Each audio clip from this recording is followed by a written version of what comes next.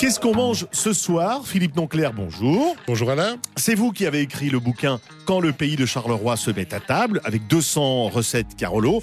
Et justement, quand on se met à table à Charleroi, comme le dit Léa Aimier, on peut manger de l'escavèche d'anguille carolo-régienne. Mais qu'est-ce que c'est que cette affaire, Philippe? Alors on connaît très bien l'anguille du pays de Chimay, l'anguille de Virel, etc. Oui. Donc il faut savoir que cette recette nous a été apportée par les Espagnols lorsqu'ils sont venus chez nous, et notamment les fondateurs de la ville de Charleroi. La forteresse est d'abord espagnole. Oui. Donc ils ont amené avec eux leurs cuisiniers, etc. Et nos grands-mères se sont dit, pourquoi pas, c'est une méthode au départ de conservation. Ah ben oui. C'est pas un plat, c'est une méthode de conservation. Donc on a plein de poissons dans la Sambre, oui, ça a un peu changé.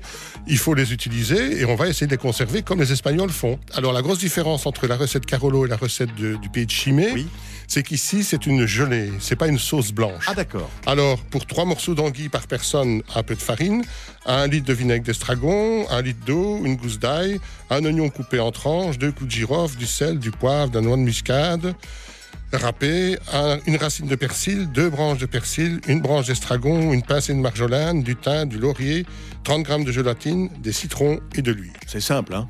C'est très simple. C'est quand même un peu compliqué. Donc, on va commencer par cuire les morceaux d'anguille. On les enfarine, on les cuit à la poêle. Ensuite, on les laisse sur un papier essuie-tout pour qu'ils absorbent bien la graisse qu'ils ont autour d'eux. Ensuite, on va préparer la sauce. Donc, on va mettre l'eau, le vinaigre, tous les ingrédients, les gousses d'ail, les herbes, etc. C'est aussi une particularité par rapport à Chimay, c'est qu'on a quand même pas mal d'herbes aromatiques dedans. Et lorsque la sauce est prête, on prépare le plat, on met une couche d'anguille, des tranches de citron, des cornichons en morceaux et on verse le tout dessus. On met au frais, au frigo, anciennement c'était à la cave, et on attend, si on sait, 3-4 jours avant de manger, c'est encore meilleur. Bon, on va pas attendre 3-4 jours, on va les manger tout de suite. Voilà, on va les manger tout de suite, évidemment, classiquement, accompagné de bonnes frites maison. Alors ça, vous nous tuez là maintenant.